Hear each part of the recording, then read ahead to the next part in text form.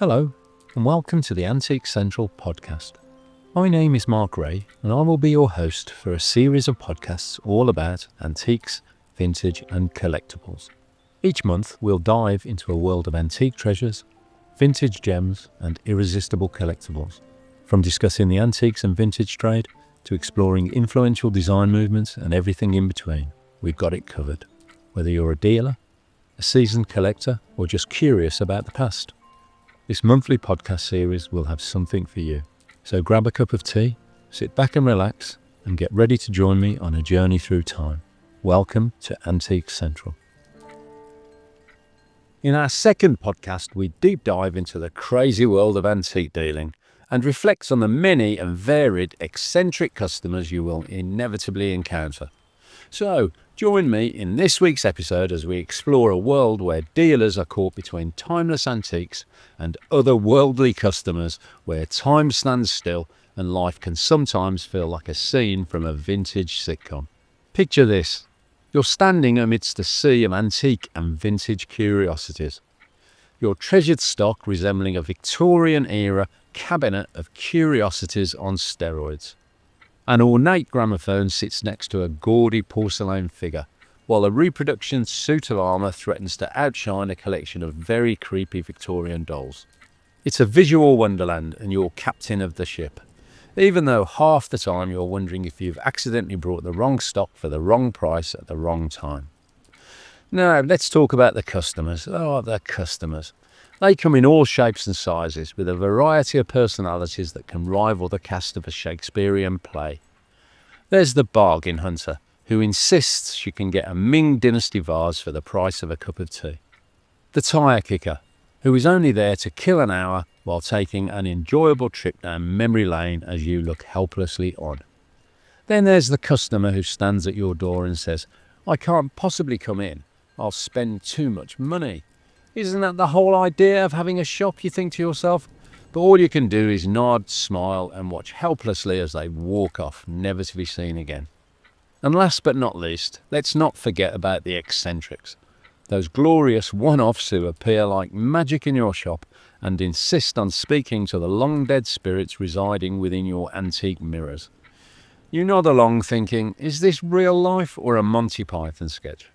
Trust me, I've seen them all and more. Oh, and the stories you hear from customers. From extraordinary tales of how a typical copper pot transforms into a genius lamp, to the old lady who swears she can communicate with her late husband through that scratched and warped old phonograph you own.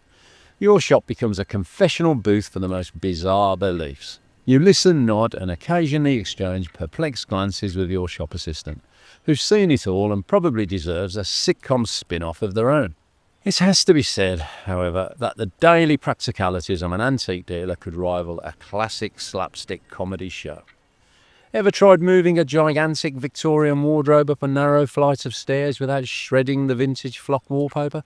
Let's just say it involves more huffing, puffing, and invented use of excruciatingly painful body positions than you've read about in the Kama Sutra.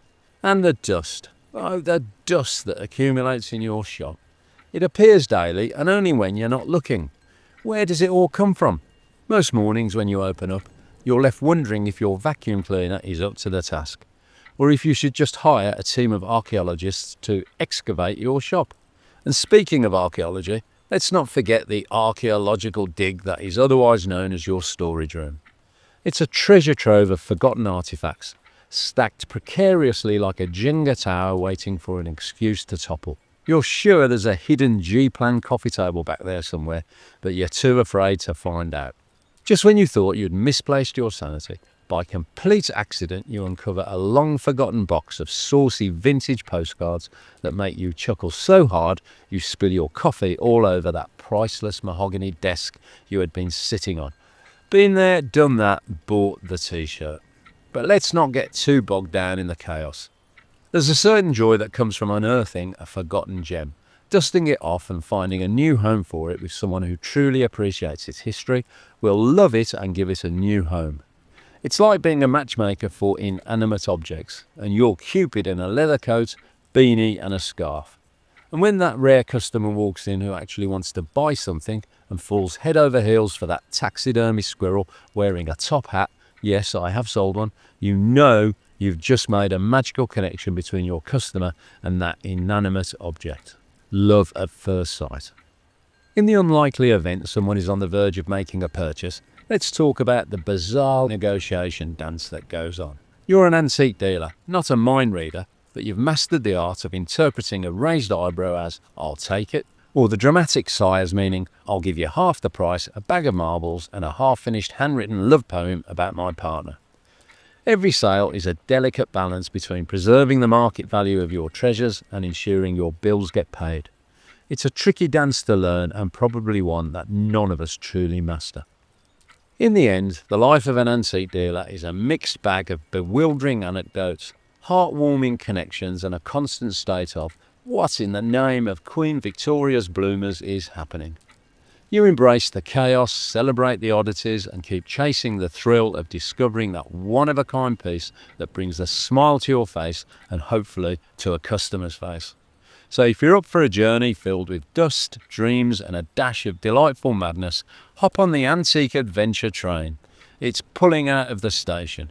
Just make sure to bring your sense of humour and a spare feather duster. Trust me, you're going to need it. I suppose, at the very least, it's better than working for a living, and definitely the least offensive way that I know of. So, contrary to popular belief, being an antiques dealer isn't just about sipping tea and admiring fancy old furniture, collectibles and curios. Oh no, it can be a full-blown adventure into the bizarre. One minute you're haggling over a Victorian chamber pot with a bloke convinced it's a witch's cauldron. The next, you're explaining very gently why their rare Queen Victoria teapot is actually a 1980s reproduction from the cash and carry market down the road. And let's not forget the customers, our favourite kind of chaos on two legs. There's the collector, who can spot a microscopic repair from 50 feet away, and the mystic, who dramatically waves her hands over furniture to absorb its energy before maybe, if you're very lucky, making that elusive offer. But having said all that, it's not all about bewilderment, bafflement and incomprehension, so don't feel too sorry for me. There's always the thrill of the hunt to fall back on and keep you motivated. Like winning a £5 auction lot that turns out to be worth £500.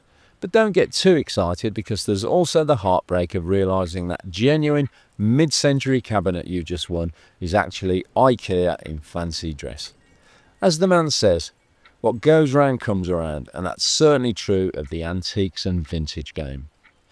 So in conclusion, if you love history, haggling and just a little bit of madness, congratulations. You might just have what it takes to become a dealer. And my final musings, well, next time you stumble upon an antique shop or drift into a flea market, spare a thought for the perplexed dealer who's there to guide you through the charming chaos. And take a second to wonder at the magical tales their stock could tell. You never know, that dealer could be me. What's the strangest thing you've ever found in an antique shop? Let me know in the comments below. Thanks for watching and happy antiquing. If you've enjoyed listening to this month's podcast, or if you have a question or any feedback about any aspect of the podcast, please leave your comments below and I will do my very best to get back to you with a response. Thank you for listening, and I look forward to joining you next time. Bye for now.